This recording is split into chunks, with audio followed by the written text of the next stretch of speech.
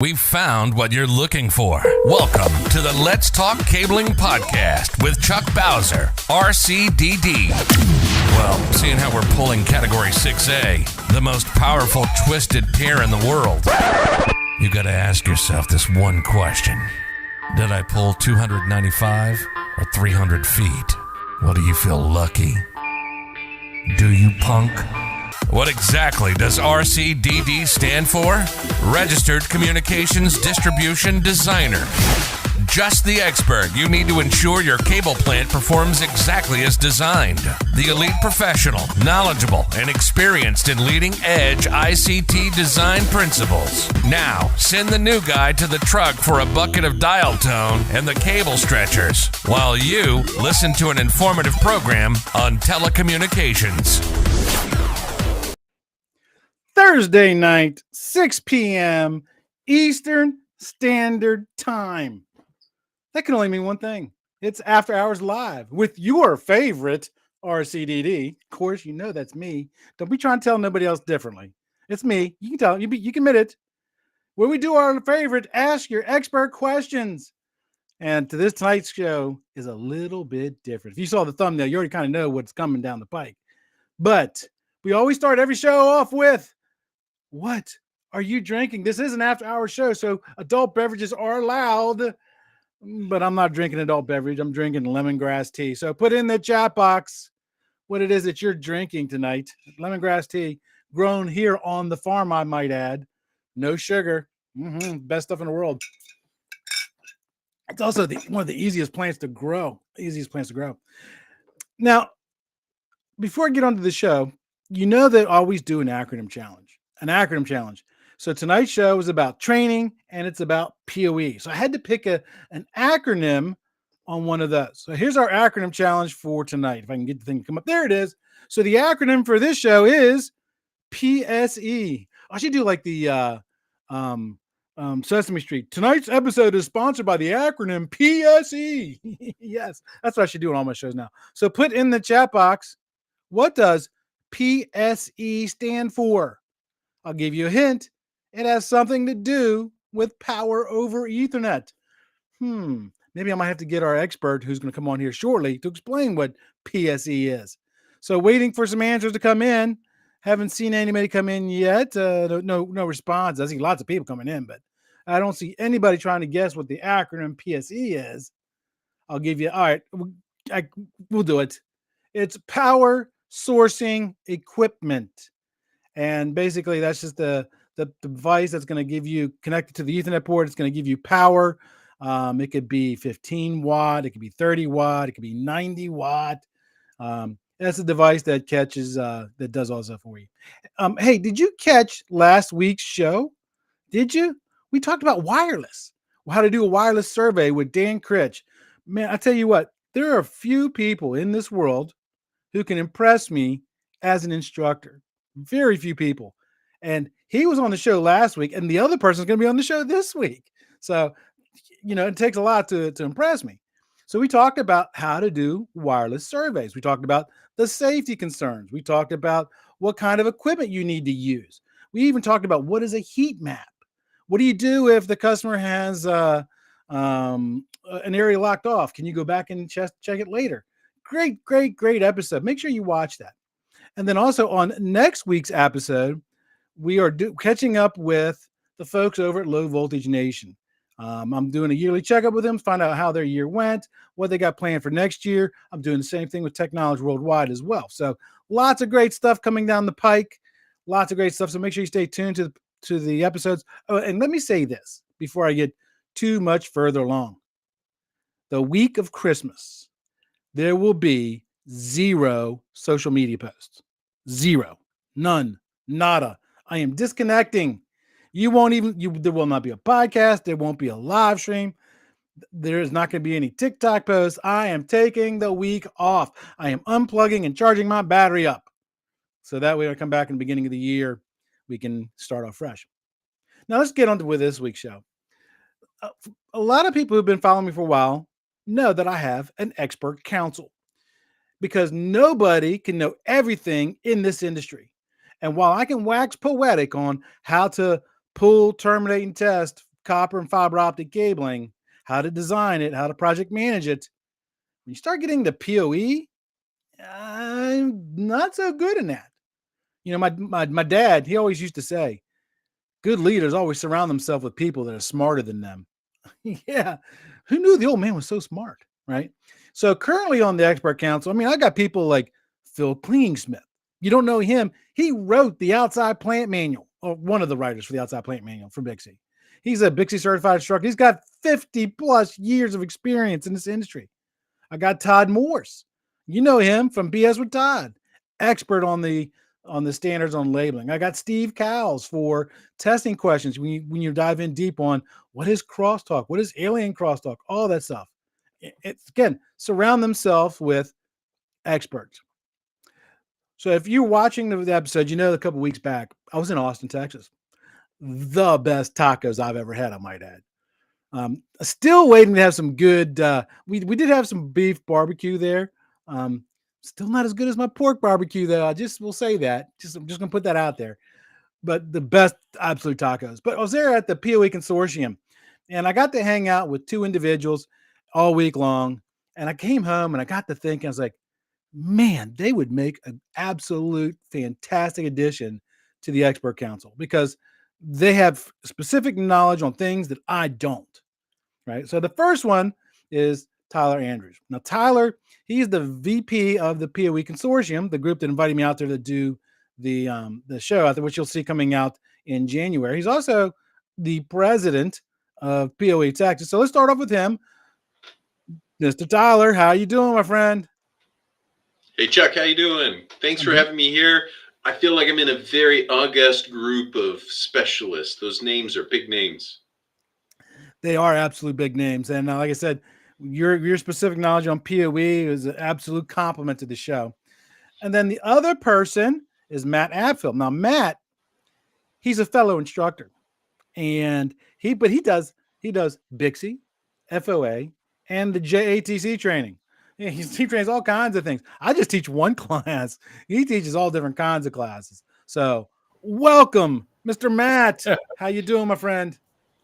Man, doing awesome. Thank you for having me. It's great to be here. And Tyler, I definitely mimic what you said there. Some great names, some great folks to be in company with. Thank you. Absolutely. Like I said, you guys make a great addition to the expert council. And like I said, especially, I can answer some BICSI questions. I can't because I used to be a BICSI trainer. But I can't answer FOA questions, and I can't answer questions about union because while I was in a local union for a year or two, I wasn't afforded to take any of their training. So if people ask me JTC questions, what? I don't know. So I do have some questions submitted in advance. So let's cover through those first, and then we have time, we'll go through customer questions, audience questions. So Tyler, first one with you. Okay. So this is coming from John, and he says, Chuck, how do I determine the power requirements for POE devices in a project? I'm assuming you know what he means by all that, right? I do. And I've got a few things here that I'm going to show. The easiest way to determine the power requirements I'm going to throw this up here, is searching for the product specifications. So, and then I'll talk about what that power looks like. But what you want to do, just hop on Google, type in the name of your product and a part number and something like cut sheet or data sheet, and you should be able to find the product. And then let me pull this out. I'll get to the types here in just a second, but where you would find it is, I'm looking for my little note here for where cut sheet. You look on the cut sheet, which would be, you look on the cut sheet, and the cut sheet will actually tell you what type of POE you're working with. And there it is. It would be right here. So if you pull up this sheet, you would see on if you're looking over here, a little bit wonky, but if you look over here, you'll see on the cut sheet, this is for a camera in particular, it calls for POE, and it'll tell you a POE number. And they're going to give you this random number, 802.3, or just say POE.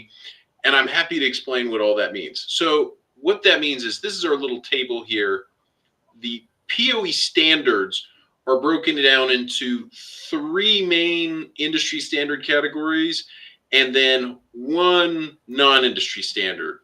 That it's a little bit crazy. But the first one is the IEEE 802.3 AF, and that's the right way to say it. If you're curious, you want to sound smart and intelligent, you say IEEE 802.3 AF, and that PoE, that's traditional PoE. That's what most people think of as PoE. It operates at 12.9 watts at the PD. So Chuck, I do know your acronym. It is power sourcing equipment. That's the PoE switch or injector. What they call the device at the other end, these devices here I'm showing, those are the PDs, the power devices. So PoE 802.3 AF will do 12.9 watts at the PD. And that typically covers things like your average IP camera or security camera. It'll do IP phones, smaller Wi-Fi access points, especially like residential grade or prosumer grade. And it'll do like a tablet or a small PC, anything less than, or the smaller tablet, less than about 10 inch. But then when you're ready to upgrade, you upgrade to the 802.3 AT standard. And AT represents PoE plus, and that'll give you 25.5 watts at the PD. And that's typically, you'll find that at outdoor cameras or PTZ cameras. You'll find it with dual radio Wi-Fi access points, larger tablets, some access control fits into that. And then the big standard, so this is the big boy. Oh, I'm losing my titles here. Let me do this. The big boy is the PoE++. Now, that one gets a little bit more confusing. It is 802.3 BT, but what's confusing is there's a ton of names floating around out there. PoE++, UPoE, 4-pair PoE, Ultra PoE, comes in a lot of names. What you do need to know is that typically operates at 71 watts at the PD. And that kind of PoE lets you do like TVs, lighting and automation, blinds, laptops, computers, all that can run on PoE. So yes, you can get that big on PoE. And then the final one is our non-standard PoE, and that's typically called passive PoE. You'll see it mostly with companies like Ubiquiti, Microtik, Mimosa. The wireless internet service provider market really loves these types of products because it's very reliable, it's low cost, and low energy. But that's typically called passive PoE.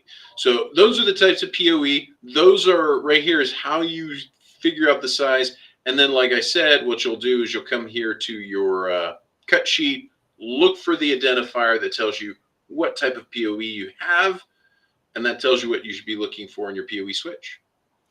So you have to do some research, right? What would happen? What would happen if somebody plugged in the wrong device to the wrong PSE? That's a great question. If you have a PSE, like if you have a PoE switch that does 802.3 BT, it's the biggest, most powerful solution. It is fully backward compatible for all the others. So if I had an 802.3 BT PoE switch and I plug in just a regular PoE camera, it'll just power on. You never know that it did that because it's fully backward compatible.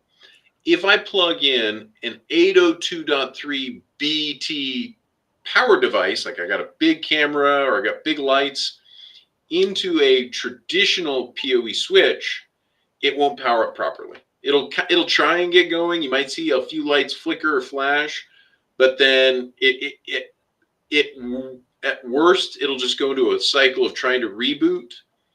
But normally, it'll just won't power on. You won't see anything happen.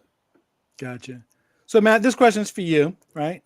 And Fred and Marilyn wants to know, what specific low voltage skills and knowledges can I expect to learn if I go through a JATC training? That is a great question, and I'm going to answer it in 2 parts. So each JATC all across the country, which there's almost 300 programs, they have a current set of low voltage structured cabling curriculum that is applied to all. In those items, you can find things like structured cabling, where they cover twisted pair, fiber optics, coaxial, wireless communications, and everything that's kind of intrinsic for those different properties and systems. Along with that, they also cover the basics of AC and DC theory, electrical systems, signal transmission theory, and different items that are like that. That is across the national platform through our parent training organization, the Electrical Training Alliance. Those are all things that are created and content by them, provided to all the different JATCs and through their instructors and to the apprentices or those taking the courses. And at each individual JATC, depending on where you're at, they can even add to and refine those offerings more. Certain parts of the country, they have a lot of requirements for specialized outside plant cable training. Certain JATCs might offer that. I know here in Southern Nevada, we have an industry that's really heavy on entertainment, food and beverage, and now solar and renewables. So items such as outside plant fiber optics and outside plant cable splicing is something that's getting very, very common. And at our JATC, you can find training through the FOA, of which we are a training facility for, and through our CFOT and our outside plant classes. That's just two examples of some of the extra specialized training. But in general, through either a 3 or 4 year program at the JATCs, you would get a lot of different subjects that are encompassing in order to create a fully comprehensive technician to be able to go out in the field and handle all the infrastructure you see today. Excellent. Great answer. Let me ask you this. Does somebody have to be a union member to attend the JATC facility? So that's another really good question. And it depends on where you're at. There are some JATCs across the country that utilize, that are part of state-funded programs. And if you're in one of those states, then typically, as long as you're a participant to those programs, you may be able to take advantage of the training and the offerings at that JATC. At a JATC that is not part of a state-funded program, then no, unfortunately, the trainings and the offerings would be limited to those that are members of the IBW or NECA. Excellent. Excellent. Switching back over to you, Mr. Tyler. So, safety is one of my big things, right? It's because I've been a safety officer. I was a firefighter and EMT. I lost a family member to a safety on-site job accident. So safety is critical to me. Is there any kind of safety precautions that an installer needs to think about when they're working with POE equipment? That's a great question, and it's a great question, and it's far more detailed than one might think right up front, because POE is touch safe technology. Unlike traditional AC power, if I strip the wires out of a POE cable, I can touch them, I can stick them on my tongue. I even have a video where I dunk them in water and I swirl my finger in them and I pull them out and dry it off and plug it back in, and it goes right to work.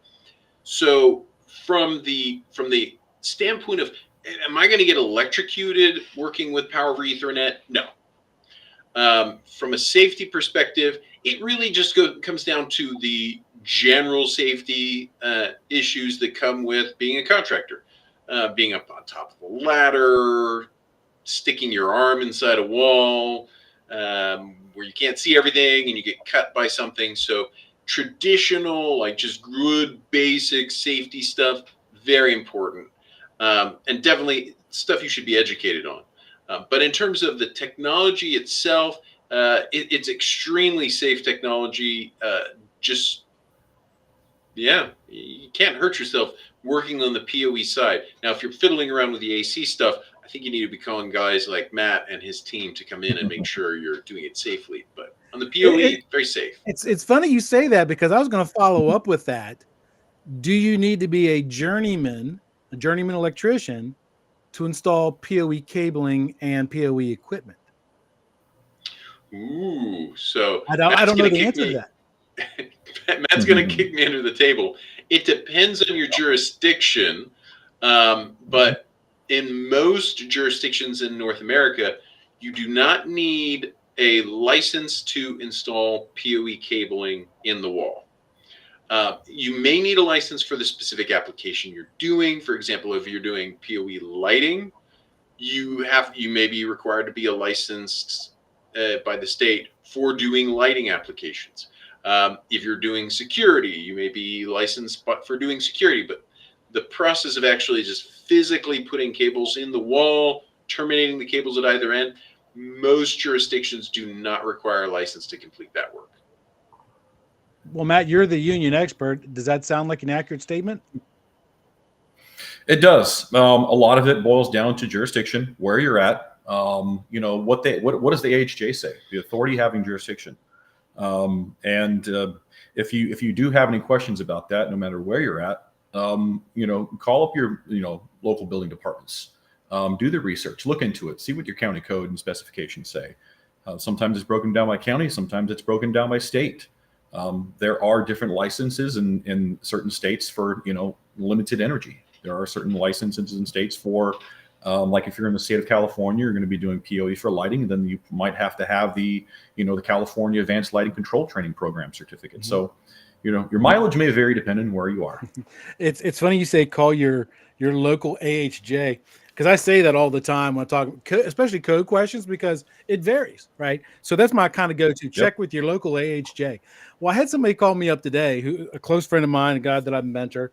He goes, Chuck, you always say to call your local AHJ. I said, yes. He goes, how do you do that? My knee-jerk response, listen to this. My knee-jerk response was, go to the phone book and look for the blue pages. Think about that, right? And I said, afterwards, tell me you're a boomer without telling me you're a boomer. Go Google it. Because most people wouldn't even understand what that means, right? Because we used to get phone books, and the phone books used to have blue pages, and the blue pages were the government agencies. So, I mean, I just answered it just like that. And as soon as I said, I was like, who gets phone books anymore? Right? A lot. Right? Oh, yeah. All righty. So this question is for you, Mr. Matt. BICSI's got the levels, right? The installer copper, installer fiber, technician. Are there different levels or stages for people taking the JATC training? Yeah, there is. And you can look at it a couple different ways. Most JATCs, as I mentioned, all across the country, they are broken up into either years of curriculum or periods of curriculum. And the way that those years or periods are developed through the ETA and then delivered by the local JATC is of progressive in nature. A first-year apprentice would typically come in and start learning electrical theory, AC/DC theory, signal transmission, and basic, tool use, and specifically installer technician or telecommunications tool use. Typically, in the second year, they would start expanding upon those skill sets and go into structured cabling, specifically maybe copper structure cabling, and other things of that nature, such as telephony or telephone systems and other systems of network nature that would reside upon copper. A typical third year or third period apprentice would start getting into wireless and fiber optic based networks and systems. And the theory associated with those things would develop progressively in nature as well to accompany with it. And those students would get that knowledge, that information through a blended learning system and with the assistance of an instructor in class, and then also have the hands-on support of those items in class to accompany them. So that way, even if some of the learning is asynchronous at home, the hands-on skill set that is learned progressively or by period is synchronous in nature. Some programs have a fourth period where additional items such as intro to network technology or future network technologies such as PoE and automation are brought in, network video, advanced concepts that are now taking today's apprentice into things like cybersecurity. Those types of topics will be covered in those, additional or advanced periods. It is tiered, it is leveled, because that way we can build a foundation with the apprentice and then add on to that progressively. So by the end of their apprenticeship, they're as qualified and they're as well-rounded as possible. Yeah, I will say this. I've never been through the JATC training, But when I used to work for a large contractor on the Eastern Seaboard, we had offices all over the place. I dealt with a lot of people who've gone through the JATC program. And I'm going to tell you right now, just based on the quality of the technicians that program has produced, it is an excellent program. Absolute excellent program. Thank you. Yeah. Thank you. So, Mr. Tyler, this one is for you. I'm going to go and skip question number 3, which asked about power switches and injectors, because I think the answer is the same as the previous question. You just look it up, right? Well, hit me with the question, and maybe I can make sure I answer that. Okay, so the question was, what types of PoE switches and injectors are available, and how do I choose the right one? Well, how about I answer this question, Chuck? What's the difference between an injector and a switch? Because I get that question a lot, and people ask me, why would I choose one or the other? So let's start with, what is an injector? Actually, let's start with, what's a PoE switch? A PoE switch is a device that's designed to take in one, and it could be more. It's not always just one, but it takes in just data, and then the device itself manages the communication so that it can send both power and data out every port of the switch. So usually it's one or more in, multiple out. An injector, on the other hand, does not do anything with the data. If I put an injector in my system, I have to put in the data from another switch or another data source, and then PoE comes out the wire that's paired with it. It just comes out the other side as PoE. And that's an injector. I explain to people why you choose an injector. 90% of the time, you're going to go with a PoE switch. But there are a couple times where you're going to pick an injector. And here are the times you do pick an injector. Number one, when you want what a switch can do, but the switch doesn't have the PoE you want, or that PoE is just far too expensive. There are a couple switches out there that have the most amazing features, but if you add just a little PoE, the price doubles and triples. And if you don't need to have PoE on every port, and you don't want to, but you do need all the data features, an injector makes sense because you can throw that in there and you can get 1 or 2 or 3 ports of power without having to pay the exorbitant price. The other time you pick an injector over a PoE switch is if you already have existing hardware on the site. You've already built out your network. And this actually happened to me. I had an IT guy come in. He's like, oh, don't worry, Tyler. I'm going to just come in, rebuild your network on the Saturday morning. By Monday, you're going to come in and everything's going to be working. 5 months later, we're still dealing with the headaches of this little setting wasn't reset and this wasn't done right and that one doesn't right. And if you just need to add a little bit of PoE onto your network, pick an injector. But the bulk of the time, you're going to go with a PoE switch, especially if you're going greenfield or new, because it requires less equipment and less wiring. So maybe that was the question. Hopefully I answered that correctly. If not, you gave a good explanation, period. So let me ask you this, bonding and grounding. Is there any additional requirements for bonding and grounding if you're doing PoE? Ooh, good question. In and of itself, there isn't, but if you do decide to do grounding, there are times you pick grounding. Well, number one, you have to pick grounding when you actually have shielded cables and shielded terminals at either end. It's very common for people to go out and they go, oh, I bought myself some grounded cable. It's shielded. And then they put unshielded terminations on either end.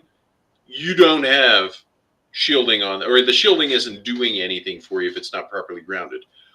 But here's the big part: if you do plan to do the grounding, you have to be very careful. You don't create an earth ground loop.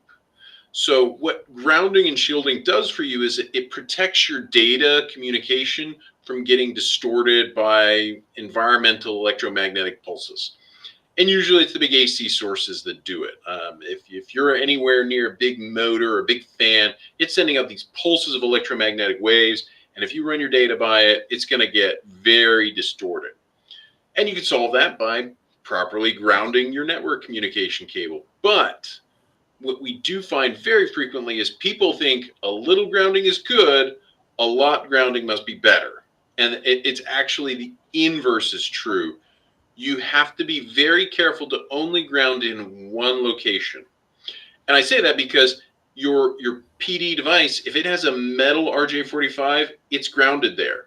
And if you ground out if you put a ground connection to, let's say, your security camera, well, and you properly ground your network cable back to the PoE switch, if that PoE switch has a metal RJ45 port, which they normally do, then that switch could be grounded itself. And if you end up grounding both ends, what happens is the communication will induce electromagnetic disturbance on that grounded cable, and you're going to run into the problem where you lose data communication because you double grounded. So be careful of earth ground loops. Don't, be careful, think it through. Ground one location only. Don't ground both ends. Don't go grounding crazy. More grounding is not necessarily better. I'm gonna have to quote that one. More grounding is not necessarily better. More is not better. So Matt, coming back around to you. So when I know on the BICSI side, when you get your certifications, you have to get a certain number of continuing education credits to maintain that certification. Is that true as well for the person who graduated from JATC? No, it's not necessarily true for those that are graduates of a JATC apprenticeship program. While the individual is an apprentice, most JATCs have a requirement for that individual to take certain elective classes, or so many elective classes, and that'll satisfy a credit burden that is there for that person to possibly achieve a college degree. All JATCs are recognized through their credentialed their credentials and their programs through the ETA by the ACE, the American Council of Education. Those credits can be placed towards someone earning a degree. Now, once somebody does graduate from one of the programs, is either a journeyman wireman, installer, technician, they are encouraged to continue attending classes at the JATC, because we all know that education is knowledge is power, as you say, Chuck. Things change, and we want everybody to stay abreast of the most modern technology. And instead of making it a requirement at that point, we just encourage them to do so with as much as quality offerings as we can. So let me follow up with this one, right? So what is the difference between a JATC class and one of the BICSI classes? So a JATC class, or a class through the apprenticeship, and once again, that is a class that is through a state and or a federally registered apprenticeship program. That is a class that has the oversight of the Electrical Training Alliance and the local state apprenticeship council. That is a curriculum, that is a set of standards, that is a curriculum that has been written, adopted, approved, and disseminated to apprentices at either state or national level. And those things are, as I spoke of, either accredited through the local college, like here in Southern Nevada, we're accredited through College of Southern Nevada, or the American Council of Education on a national level. Whereas with BICSI, they have excellent training, excellent offerings. Those courses are offered, written, and authored through BICSI, which is another nonprofit, essentially, such as we are. Those courses through BICSI are typically 40 hours plus in nature and length, depending on which class you're taking. Whereas a course through a JATC, an apprentice will take any one of 12 to 15 modules a year, upwards of 800 hours of education per year. So the courses are different in how they're authored and how they're approved and who they're approved by, and also their duration and the accreditation as well. Do you think that the JATC program and the BICSI program complement each other or compete with each other? I think that they complement each other very well, although that there are some items that are overlapping, so to say. As I said, there are many JATC programs all across the nation, and the ETA writes an excellent curriculum that covers all the bases of what a telecommunications technician or a journeyman wireman should know, and that is nationwide, but not necessarily what somebody needs to know in Las Vegas or somebody needs to know in Detroit, Michigan. Right. And programs such as BICSI or FOA are excellent supplements or they have a lot more in-depth training, such things as copper systems and fiber optic systems, to where either the instructor and or the apprentice and student can then spend an additional 40 hours on that individual discipline and subject. So I don't necessarily see that they compete. They are two different separate organizations looking for a foothold in the industry, obviously. But when operated properly and in moderation of each other, they complement each other very well. Gotcha. So we got a follow-up question, Tyler, on the bonding and grounding point that you made. So let me put it up on screen here so we can see it. So plain Beaver XYZ or ZYX or whatever says, for clarification, did you mean ground one location but drain and shield on both ends, jacks or plugs? Great question. And the answer is only drain one end. Only drain one point. Whether you ground and drain at the PD, like the camera or the Wi-Fi access point, or whether you drain and ground at the PoE switch, only pick one point. Now, I will point out, most PoE switches probably already ground or drain to ground from the PoE switch. So unless you're really confident you're not draining to ground at the PoE switch, don't terminate or drain the camera or the PD to ground. And if you want to, for example, if you're like, hey, I'm just worried it's outside, camera's more likely to get struck by lightning or build up electrostatic charge, be very careful to make sure you check that you have not grounded the PoE switch. So one drain, only one drain ever. Excellent answer. So when you're designing networks, you really should be designing for scalability and for future proofing, right? How would that look on the PoE side? All right. Daily double here. We're talking power budget. Okay. Do you like my little highlight? Hey. Mm-hmm. So the conversation here is, not many people realize this, but very few power over Ethernet switches in the industry today can do PoE, all ports, every port. Most PoE switches can only handle full power on a subset of the ports. So what you need to do is make sure you're considering, if one of the things you want to consider is power budget, total switch power budget, and make sure you allocate enough power in your network so that you can expand, and also be very careful not to allow somebody to plug in or figure out how to plug in to, like, if you have a switch that's been fully loaded up to its total power budget, definitely don't let somebody add another thing to that switch, because then it goes unstable. And the interesting thing with that PoE is it's not like there's going to like raise a little red flag and go, oh no, I'm out of power. What's going to happen is just stuff will weirdly happen. It'll be like some mad little genie, or Microsoft's AI has been running around in the background turning off your devices. So growth of the power budget is important. We recommend doing something like a power budget table that will help you calculate how much total power you have on your PoE switch. Most managed switches will actually just tell you that power budget, but make sure you give yourself a little bit of extra power budget, because you always know somebody's going to go out there and add stuff to the network. Yeah. So I'm going to have to make a new rule for my guests. You cannot come on the show if you know how to operate the system better than I do. That's all I'm going to say. Because you're throwing up all kinds of graphics and stuff like that. Matt, I know we're running a little bit after, so do you have to bolt out, or? No, I got a little bit more time. Okay. All right, so let's go ahead. Let's just do this. Let's do your questions real quick. So what are the different levels of BICSI certifications available to somebody who wants to get that certification?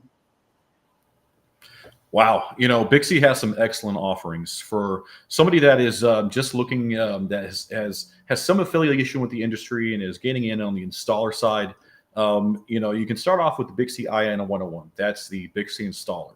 That is designed for somebody who has little to no association with the telecommunications or the information communications technology industry, and builds a base of knowledge and skills from there. Somebody that has taken that installer course and then therefore has some experience with copper-based systems, they can jump into the BICSI 225 course or copper course. That is another level of certification and credentialing for installers. To expand upon that, the next level up is the BICSI fiber or the 250 course. Those courses BICSI recommends that you take in conjunction or progressively start off with installer, copper, fiber, and then for those that have a certain amount of years of experience in the trade and or have taken the previous 3 installer-based courses, there is the TE350 course or the technician course, which is someone that has an understanding and knowledge of copper and fiber-based networks and systems, but additionally things like project management, construction management, additional theories on fire stopping, grounding, and bonding. Those are 4 levels of installer-based credentialing that BICSI offers. BICSI also has other design certifications such as outside plant, data center, and obviously the big one itself, the RCDD. BICSI has a lot of different things. Anybody that's interested in any of those, I highly recommend them. Reach out to BICSI or any approved training facility, or your favorite RCDD, Mr. Chuck himself. And it's worth a conversation and investing in yourself for those credentials. Absolutely. You said it earlier. Knowledge is power. Here, a question just came in from the audience, Mr. Matt, and I think this is right up your alley. For those with certifications like the BICSI or the FOA, and they want to get into the JATC, is there a placement test to prove their knowledge, or do they start as a first-year apprentice? Good question. And that's a question that I get on a regular basis. So without saying too much, and I'll say it like this. Once again, it depends on where you're at.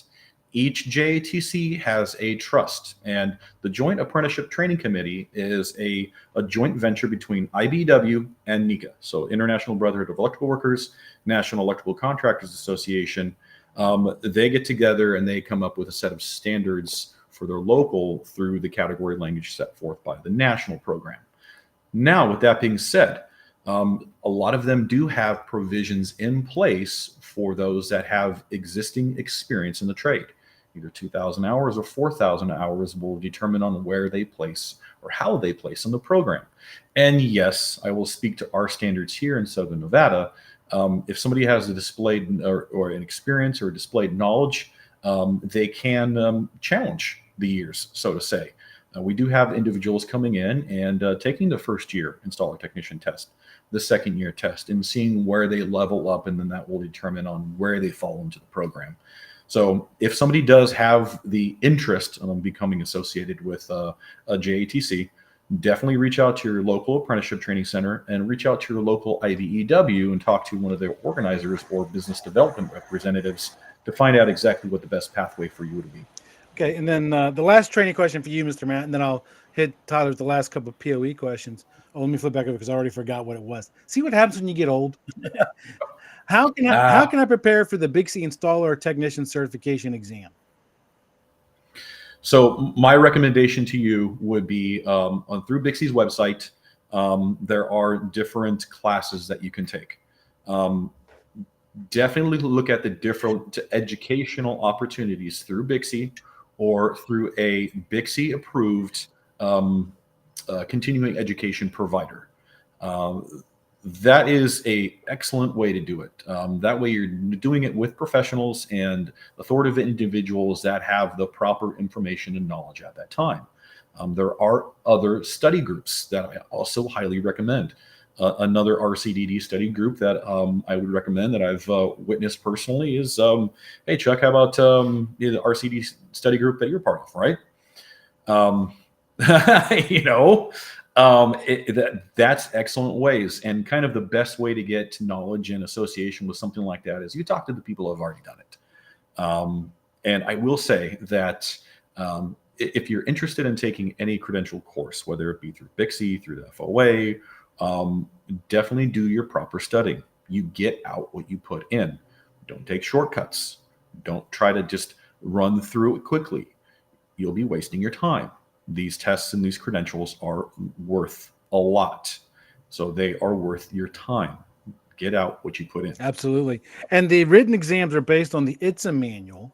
So if you Correct. want to pass the BICSI installer copper, installer fiber technician test, get a copy of that book. I think you have to get a copy of the book if you take the class anyway. Any class is required to have the most current version, and right now we're on the version 8 of the exactly. So Make sure you read it right and thoroughly. Yes. And I'm Yes. and I know I've mentioned this in passing a few times on some episodes. I am doing an ITSM study group next year. So if somebody's doing their technician, the installer copper, installer fiber, I am going to do a study group just like I'm doing for the RCDD. I just got to figure out in my brain how to format it and stuff. So that will be coming out next year. So I'll be doing that as well. So if you're looking to take that test, so there you go. All righty, Mr. Tyler, let's flip over to your question. I actually only have one question left. Look at that. So Gerald from New Jersey says, how does temperature affect PoE performance? I know that it affects cable. Can I mitigate temperature-related issues? Great question. There are two temperature-related conversations when it comes to PoE. I'll cover the first one that he brought up, which is the cable temperature. Temperature, until you get up to the point where you're starting to actually break down material, temperature is usually not an issue, your normal environmental temperature. Where you find an issue is if you bundle big bundles of it together and you run a lot of power through those big bundles. Those big bundles tend to heat up. All the cables around the outside act as wonderful insulators. PoE does give off a little bit of heat through the cable. If you got a big bundle, and I'm talking a big chunky bundle, and you're running a lot of PoE down that middle cable, all that heat stays around inside the cable. What will end up happening is it's not going to like melt today. It's not going to melt tomorrow. It's not going to explode. But what ends up happening is the plastics and the materials start to age very quickly, like much faster than you would expect. And eventually it crumbles from the inside, conductors touch, and PoE is done. And then you're going to have to go in and try and tear apart that big bundle of cables to get at that little one in the middle that went wrong. Follow the BICSI standards. BICSI has great standards for bundling, especially when you do PoE. And what you want to do is just break those bundles out into smaller bundles. If you decide to even do bundles, there's a lot of recommendations out there that I've heard where they're just like, no, just run it free and loose in the tray or in the path so that power can dissipate and temperature doesn't become an issue. So that's number one. Number two, one that people don't really think about as often is PoE switches and network hardware do put off a little bit of heat, and more heat than your data switch. So whereas you may have gone in and just rack and stacked your network switches one on top of the other, just put them in real tight, pack them in tight, shove some foam in the back, and then put it against the wall. PoE switches don't like that.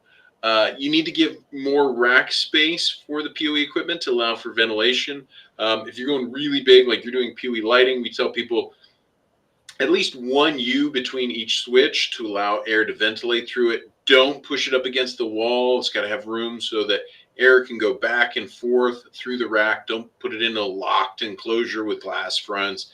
They look really cool and sexy, but then you basically cook your equipment. And we do see equipment come back to us basically cooked. You open the lid and it's all melted. So good ventilation for your PoE switches, smaller bundles or breakier bundles where you don't need to get all pretty, or if you want to dress your cables, do them in smaller bundles. Gentlemen, I'm so excited to have you guys on the expert council. You guys are going to round this out and make the podcast even so much better. I appreciate you guys coming on tonight. I really, really do. Thank you very much, Chuck. Thank you. Thanks, Chuck. Mm-hmm. Now, do you see why I invited these guys to be on the council? Holy smokes, my head's hurting because of all the information they just gave me. So if you got PoE questions, JATC questions, BICSI questions, FOA questions, send them over. I'll send them to the right experts, and we'll get you your answer. So until next time, everybody, remember, knowledge is power.